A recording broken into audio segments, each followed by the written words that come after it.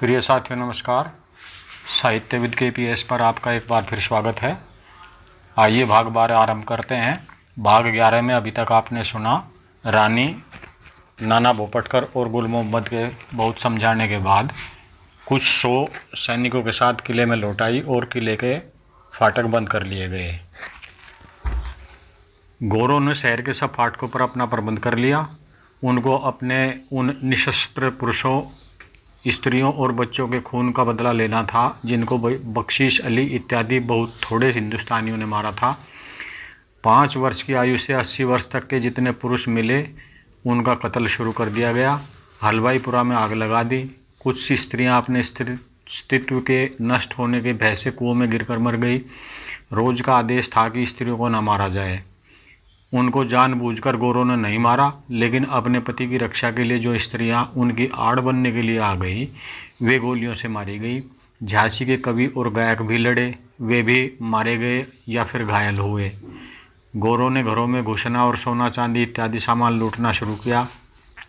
शहर वाले राजमहल के चारों ओर अंग्रेजी सेना का सबसे अधिक उपद्रव हुआ। नाटकशाला के सामने दक्षिण की ओर रानी का अस्तबल था। उस अस्तबल को रानी के बुंदेलखंडी सिपाहियों ने किले की लड़ाई में परिवर्तित कर लिया था।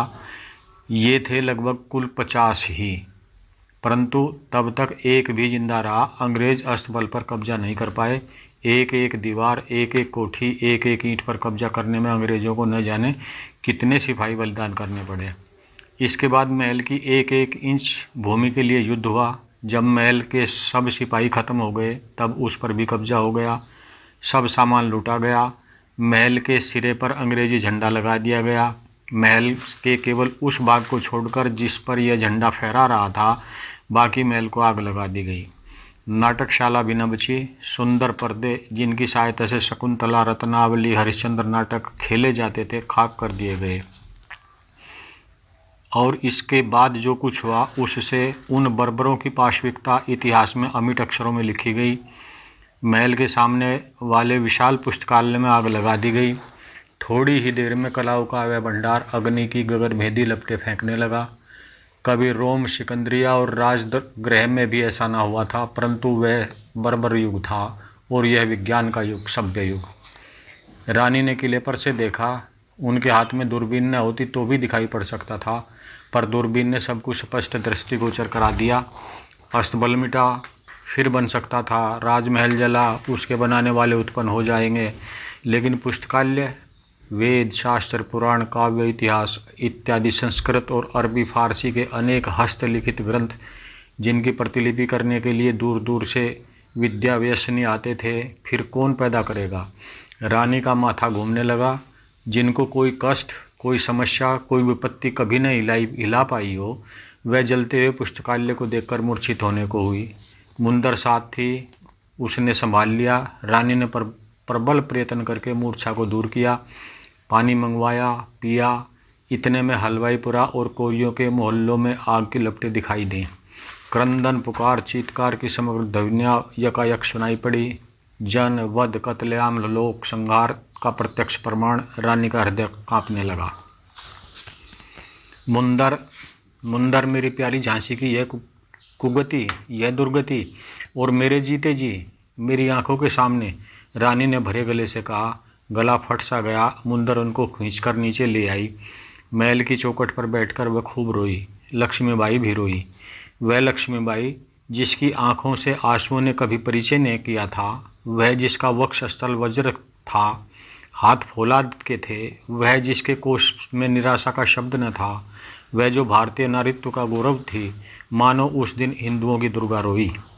मुश्किल से आंसुओं की अविरल धारा टूटी थी कि रामचंद्र देशमुख ने कर्तव्यवश समाचार दिया, सरकार, कुंवर गुलाम गोश खां दुश्मन की गोली से मारे गए।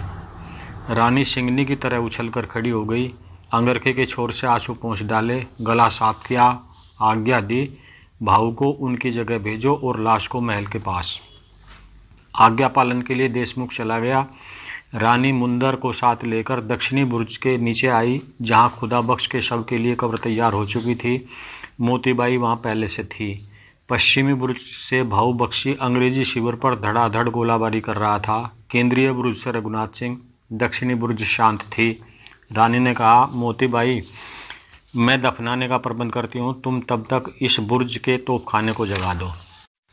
खुदाबख्श के शव के मुंह में मोतीबाई जरा ठमठमाई।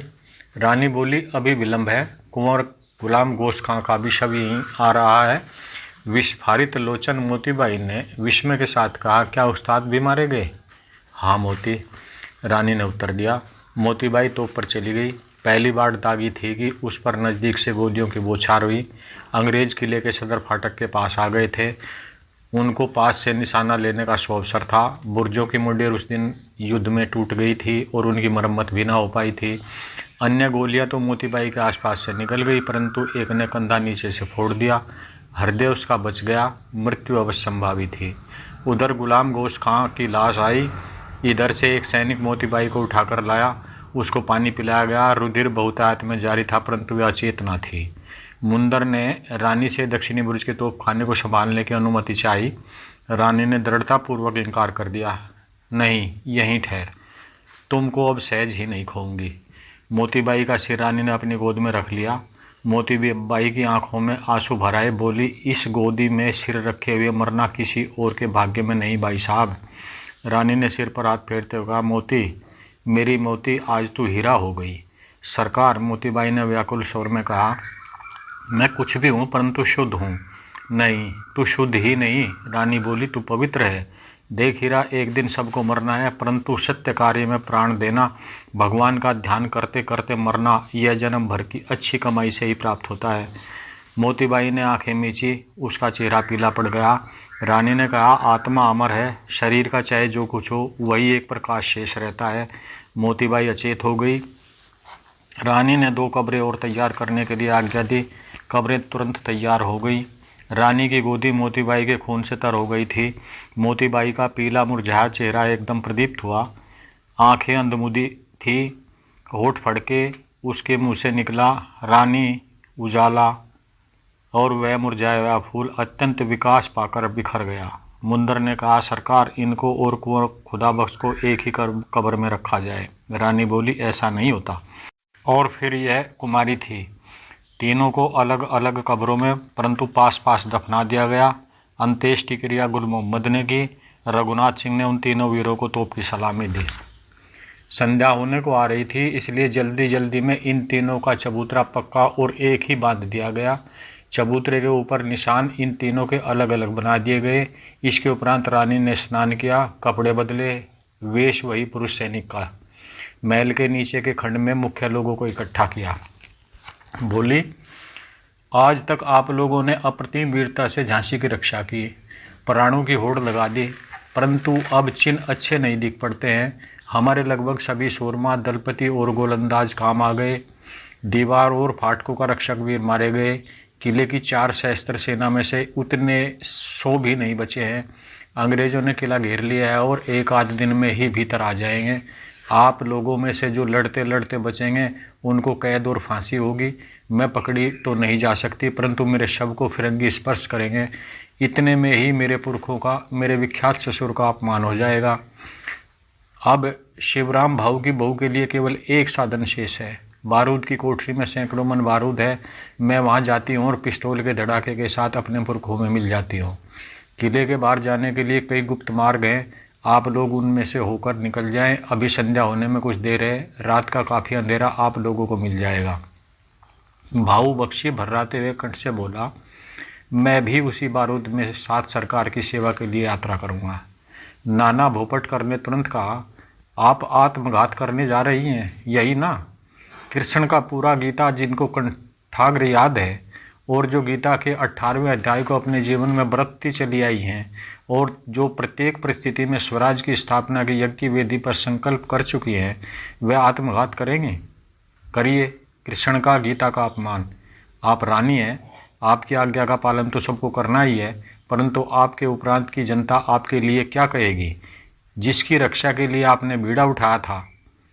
रानी ने सिर नीचा कर लिया। वृद्ध भोपटकर कहता गया, आप राजमाता हैं, आपके नन्हा दामोदरराव पुत्र है, वह आपके पुरखों का प्रतीक, झांसी की आशा है। कालपी में अभी पेशवा की सेना मौजूद है। दिल्ली, लखनऊ, कानपुर इत्यादि के पतन हो जाने पर भी जनता का पतन नहीं हुआ है। विंध्याखंड, महाराष्ट्र, अवध अक्षय है। आप किले के बाहर होइए, अंग्रेजी की सेना को चीरते हुए निकल जाइए और कालपी पहुंचकर पुनश्च हरिओम कीजिए। रानी सोचने लगी। भोपटकर ने मुंदर को दामोदर राव को लेवा लाने का इशारा किया। वह उसको लेने के लिए चली गई। रानी की आंखों के सामने एक दृश्य घूम गया। कुरुक्षेत्र का मैदान है। कौरव पांडवों की सेनाएं एक दूसरे के सामने डटी हुई है।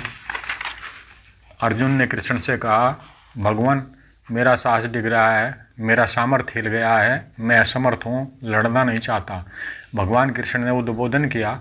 अर्जुन ने फिर गांडीव धनुष हाथ में उठा लिया। भाग 12 यहीं समाप्त होता है।